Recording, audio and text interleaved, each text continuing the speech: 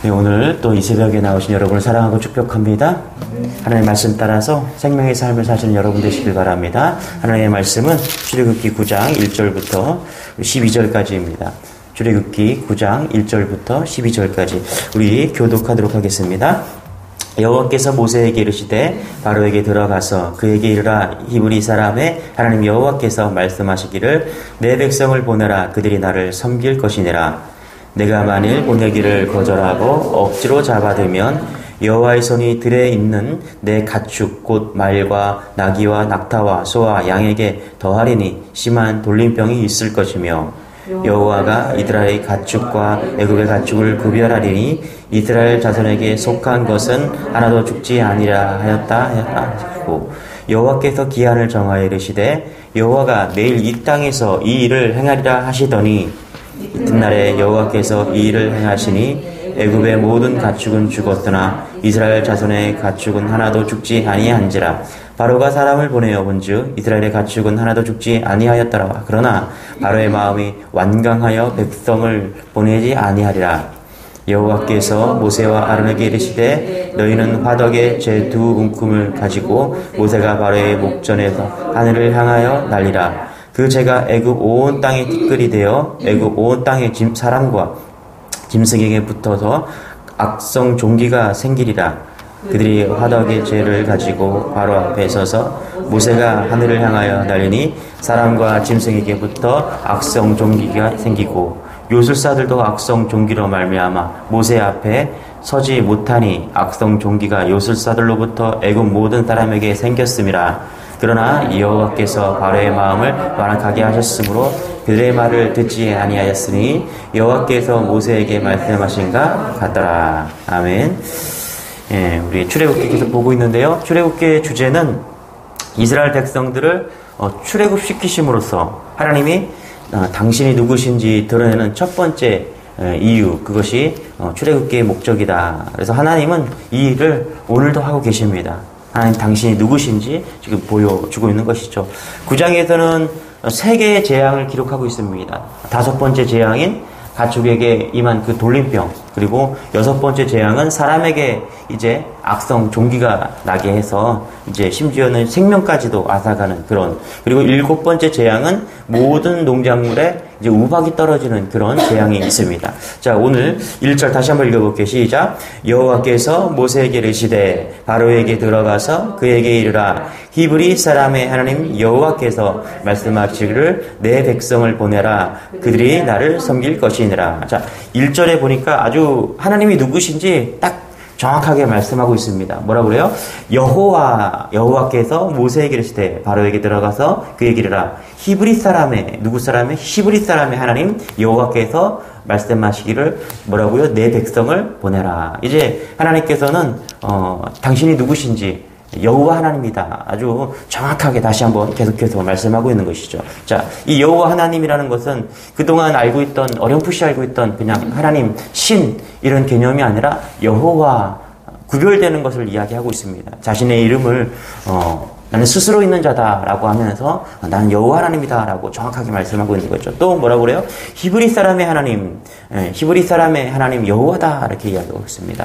약속을 받은 사람들의 하나님이죠. 히브리라는 것은 선택받은 백성이라는 거예요. 히브리라는 것이 건져내다, 빼어내다 이런 뜻을 가지고 있는데 하나님께서 이 약속해서 빼어내는 것, 그런 하나님이다.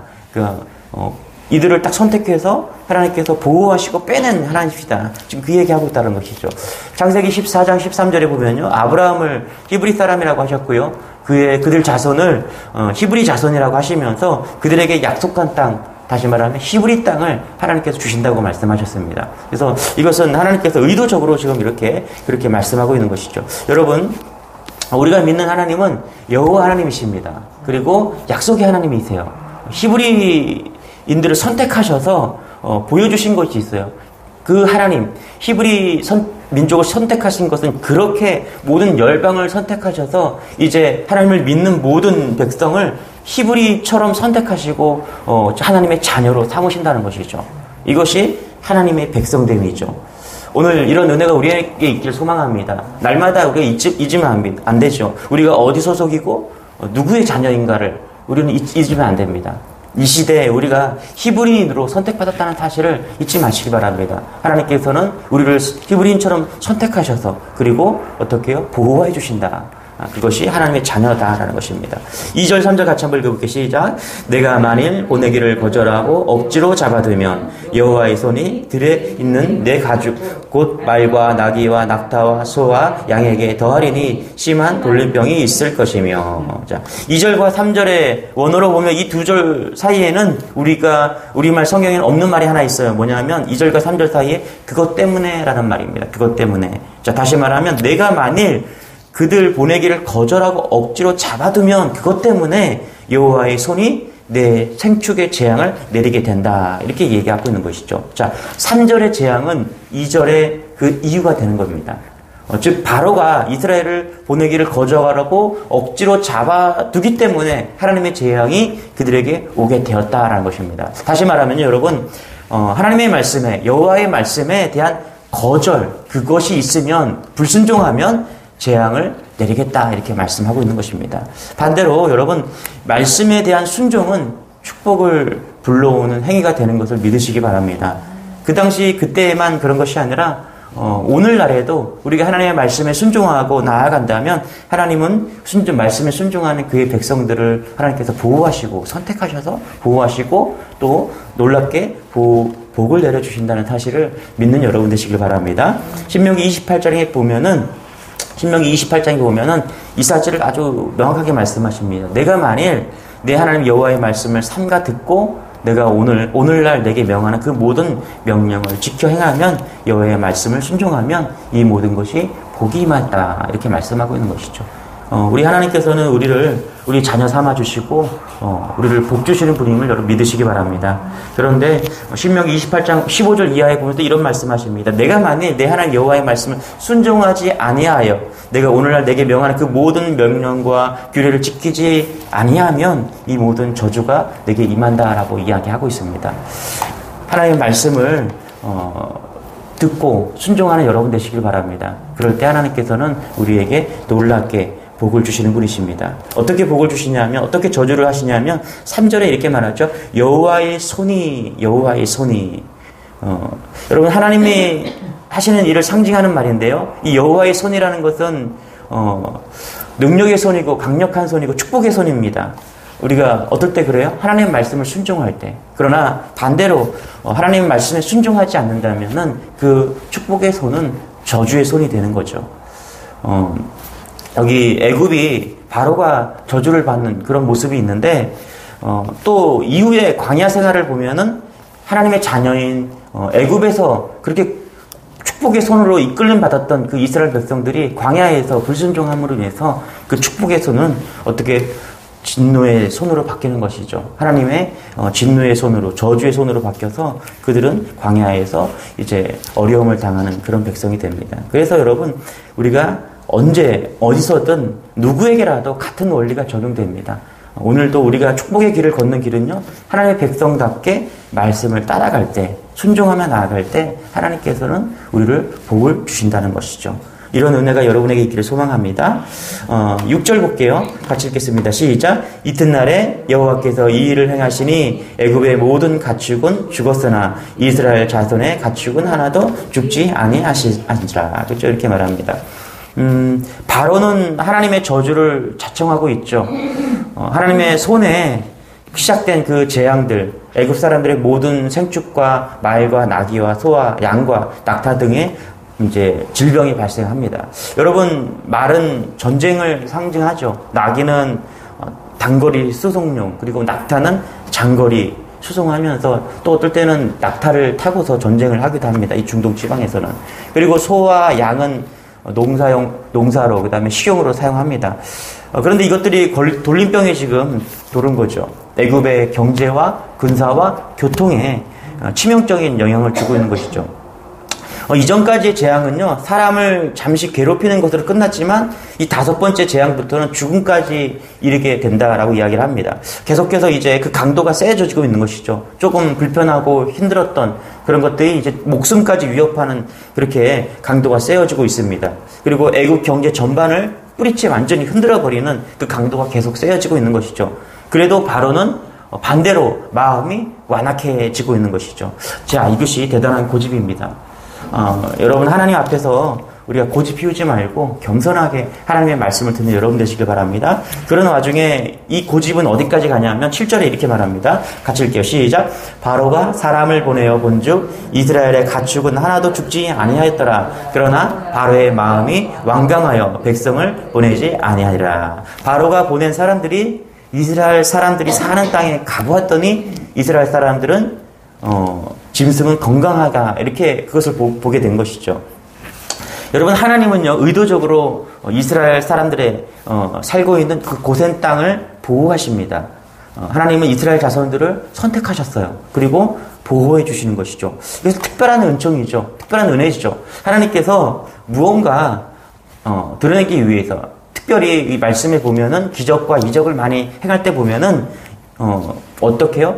하나님 자신이 누구신가, 예수님이 누구신가를 보여주기 위해서 이런 기적들을 많이 행하죠. 그럴 때 오늘도 마찬가지로 이제 온 이 애굽의 모든 지역의 그 짐승들이 다 병에 걸려서 이제 죽고 이러는데 하나님은 하나님이 누구심을 알려주기 위해서 이 고센 땅에 이스라엘 백성들이 있는 고센 땅만큼은 그들의 동물들만큼은 보호해 주시고 아무런 해를 당하지 않도록 그렇게 막아주신다는 것입니다.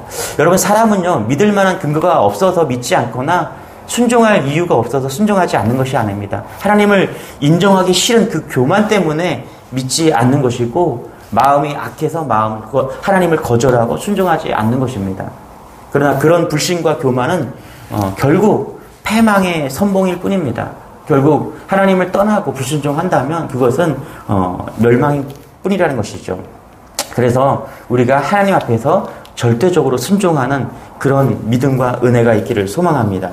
역대하 4장 28절에 보면 이렇게 말하죠. 여호와께서 선지자를 보내셨어도 그들은 듣지 아니하였으며 목이 곧은 이스라엘은 광야에서 다 죽고 말았다 이렇게 얘기합니다.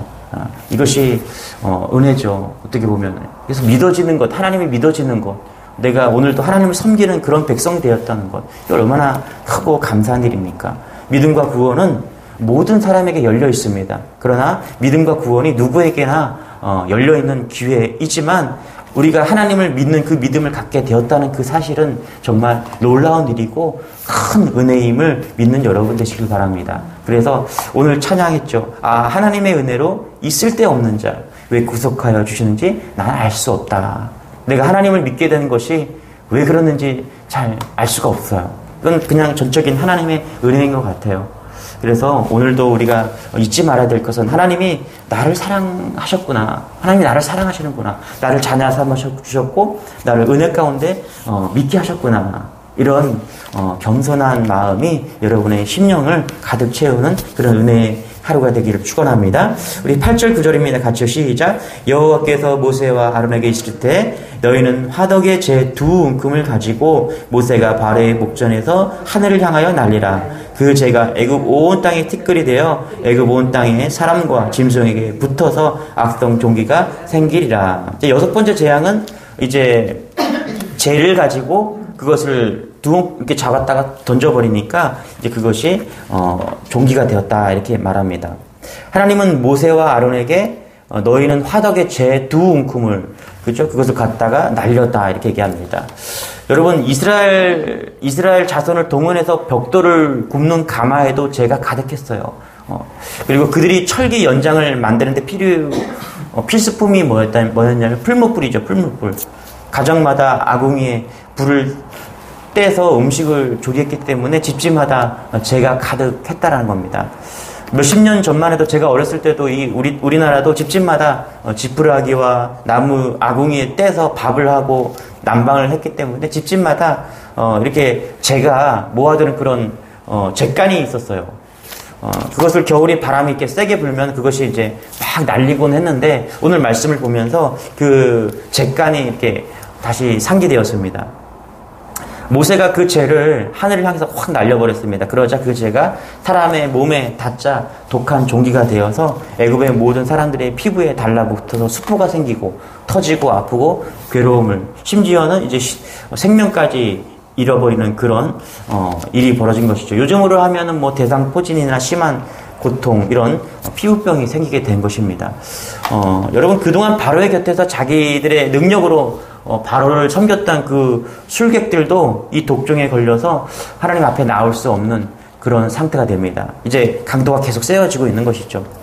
하나님은요, 그런 분이신 것 같아요. 이 아무것도 아닌 그 죄를 가지고도, 보잘것 없는 죄를 가지고도 애굽 사람 전체가 병에 걸려서 신음하고 고통하고 죽는 고통을 주시는 그런 하나님이십니다.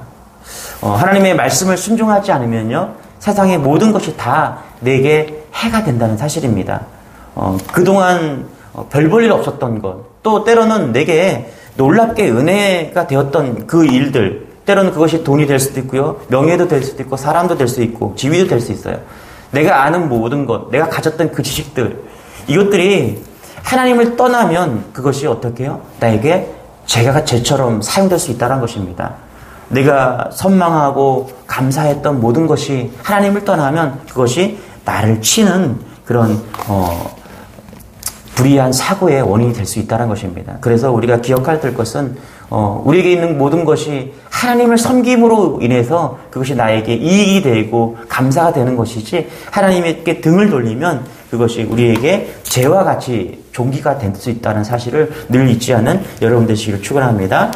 제가 아는 젊은 집사님이 계신데 35살 이후에 이분이 물질의 축복을 참 많이 받았습니다. 그래서 그 축복에 감사해서 이제 전에 있던 교회 차를 이렇게 헌물했습니다. 관광차, 아주 큰 차를 헌물을 한 것이죠. 그런데 물질의 복을 받으면 그것을 잘 관리하고 유지하는 것이 쉬운 일이 아닌 것 같아요. 이분이 물질이 생기니까 이제 주일에도 사업을 하게 되고, 사람을 만나고, 골프도 치고, 이제 이렇게 되더라는 것이죠. 그래서 이 아내 집사님이 염려가 되고 걱정이 되어서 늘 기도하면서 목사님 기도해 주세요. 저희 남편이 계속해서 이제 주일날 가끔 빠지기도 하고, 또 사업을 하기도 하고, 골프도 칩니다. 이게 하나님께서 이런 마음을 주셔서 자꾸 기도하게 하시고 걱정이 됩니다. 목사님 기도해 주세요. 이런 기도 제목을 많이 들은 거죠. 그런데 정말 하나님께서는 놀랍게 그분의 삶에 간섭하시는 것을 보게 되었습니다. 그랬던 그 집사님이 어느 날 사업 때문에 어려움을 당하고 이제 감옥에 가는 사건이 벌어진 것이죠. 목사님과 이제 감옥에 가서 신방을 하는데, 이 집사님께서 많은 회개를 하면서 이제 하나님께 다시 돌아오는 그런 모습을 볼 수 있었어요. 그런데 그때 본인이 그 감옥에서 하나님께서 35살이라는 젊은 나이에 물질의 축복을 주셨는데 얼마나 주셨나 이렇게 세어보니까 약 20억이 넘는 돈을 그동안 자기에게 주셨다라고 하나님께서 말씀하시더라고요. 그러면서 하나님께서 자기를 얼마나 축복하시고 계셨던가를 그 감옥에서 깨닫게 된 것이죠. 그리고 돈을 잃어버렸지만은 다시 하나님의 믿음을 찾아서 얼마나 감사한지 모르겠다고 그 감옥에서 그렇게 회개하고 감사했던 그런 기억이 있습니다. 자신을 제어하지 못하니까요, 하나님의 여호와의 손으로 그를 치시는 것을 본인이 경험한 것이죠. 그렇게 했을 때 그가 돌아와서 다시 하나님의 백성이 된 것을 보시게 됩니다. 여러분, 세상에서 가장 미련하고 교만한 사람은요, 수많은 기회를 주셨음에도 회개하지 않고 결국에는 홍해에 수장되는 그 바로와 같은 사람입니다. 우리가 살다 보면은 하나님을 섬기면서 때로는 실수도 하고 넘어질 때도 있습니다. 그럴 때 잊지 마십시오. 빨리 주님께로 돌아오는 것입니다. 물론 가장 지혜로운 사람은요, 하나님이 주신 그 복을 감사하면서, 오늘도 그 주신 복에 감사하면서 잘 관리하고 포도원을 잘 가꾸듯이 우리가 그렇게 가꾸는 지혜 있는 사람이 가장 지혜로운 사람이 되겠죠. 여러분, 오늘 하나님 주신 그 복과 은혜와 내 주위에 있는 많은 행복의 조건들, 그것이 하나님께로 왔다는 사실을 명심하시고 감사하시면서 잘 관리하시면서 하나님께 영광 돌리는 그런 은혜의 삶을 사시기 바랍니다. 혹은 하나님을 떠나 있다면 오늘 이 메시지 가운데 하나님께서 역사하셔서 하나님의 손이 치기 전에 속히 돌아오는 그런 지혜로운 여러분 되시기를 축원합니다. 기도하겠습니다. 하나님 감사합니다. 우리에게 귀한 말씀을 통해서 또 오늘도 다시금 우리의 행복과 축복이 누구로부터 왔는가를 다시금 알게 하시니 감사합니다. 선택하시고 또 보호하시고 축복하시는 그 하나님을 찬양합니다. 우리에게 모든 내 주위에 있는 모든 은혜와 축복과 감사의 조건들이 주님께서 이루어주시고 부어주신 은혜임을 고백합니다. 이것을 하나님께 이 고백을 하나님께 올려드리오니 이 고백을 받으시고 오늘도 은혜의 삶이요 승리의 삶을 살 수 있도록 하나님께서 도우시옵소서. 또 우리가 잠시 떠나서 있는 그런 신앙이 있습니까? 하나님 주님께로 속히 돌아올 수 있도록 도우시옵소서. 그래서 축복에 벗어나지 않고 축복 주님이 주시는 그 축복 안에서 살아낼 수 있는 그런 은혜가 있는 우리 주님께 모든 성도들이 될 수 있도록 하나님 함께하여 주옵소서. 감사드리며 예수님의 이름으로 기도드리옵나이다. 아멘. 오늘도 말씀을 붙잡고 우리 주여 한번 외치고 기도하겠습니다. 주여